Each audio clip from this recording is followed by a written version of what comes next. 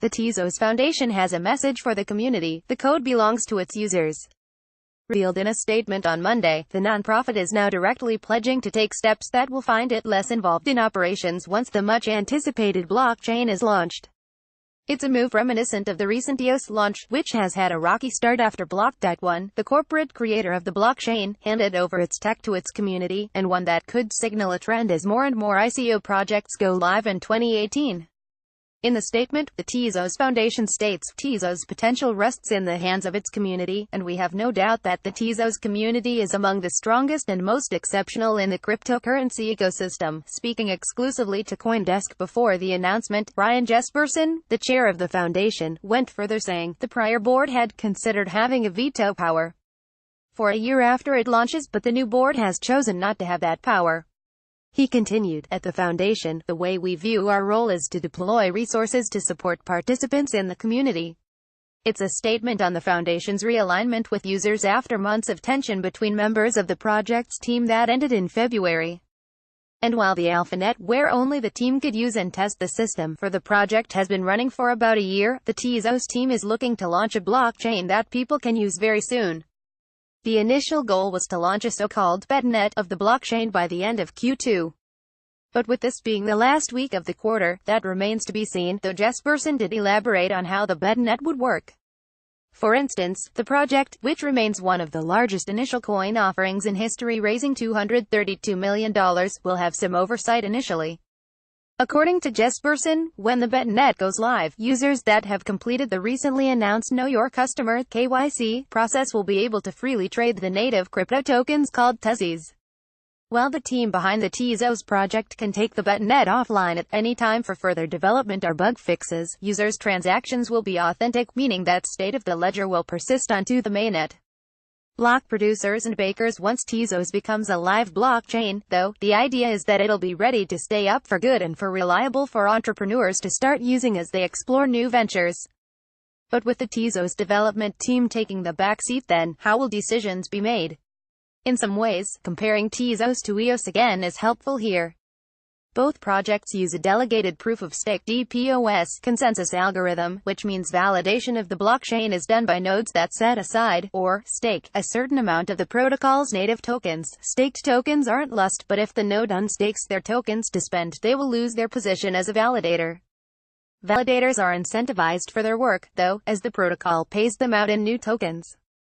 In the case of EOS, the protocol specifically indicates that only 21 validators are needed, and these validators are constantly being swapped in and out based on how other users of the protocol stake their tokens to vote for specific organizations to do the job. On Tezos, on the other hand, the validator pool is left entirely open. There's no limit to the number of validators, which are called bakers, on Tezos, that can be working for the network, but there is a high bar for becoming 10,000 tokens staked.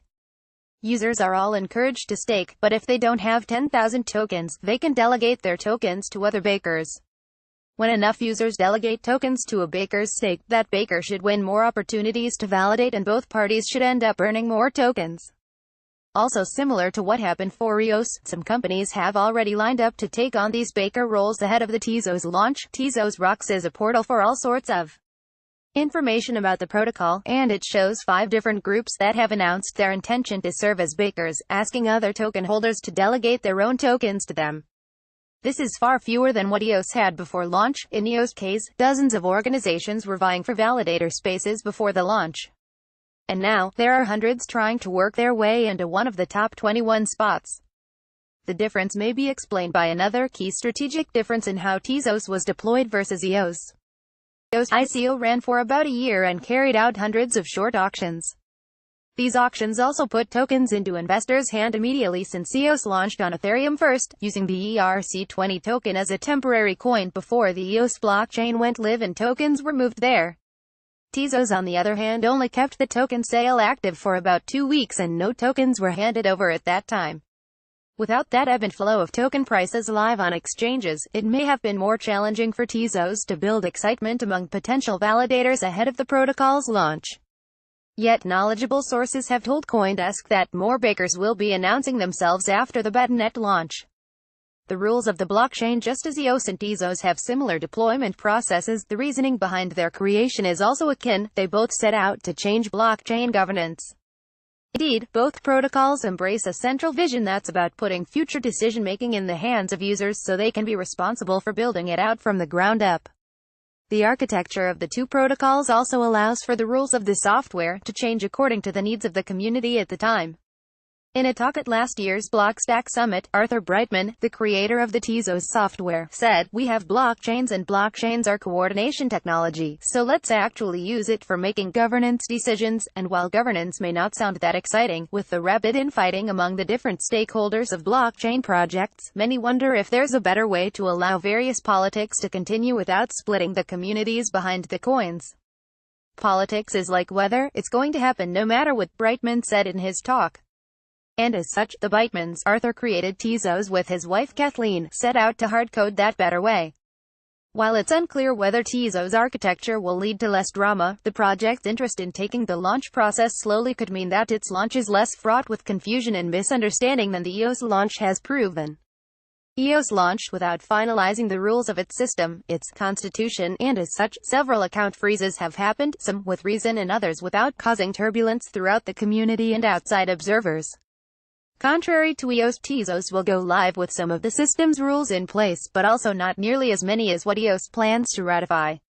For example, the Tezos code does not have a statement about violence. Instead, all the rules focus on enabling the community to decide on new features, better governance practices, and tweaking basic parameters, such as the rate of inflation, rewards to validators, etc. As such, Tezos' focus on technical upgrades seems like a safer place to start, rather than trying to enforce the good faith of its users. Although, until the blockchain launches, the industry won't know, and many of Tezos investors and also the broader crypto community are waiting with bated breath. The long-anticipated wait could end up being a blessing in disguise, James Sowers, a Tezos investor told CoinDesk, adding, "The blockchain has evolved and they have had more time to learn from the mistakes of others." Space rocket engines image via Shutterstock. The leader in blockchain news, CoinDesk is a media outlet that strives for the highest journalistic standards and abides by a strict set of editorial policies. CoinDesk is an independent operating subsidiary of Digital Currency Group, which invests in cryptocurrencies and blockchain startups.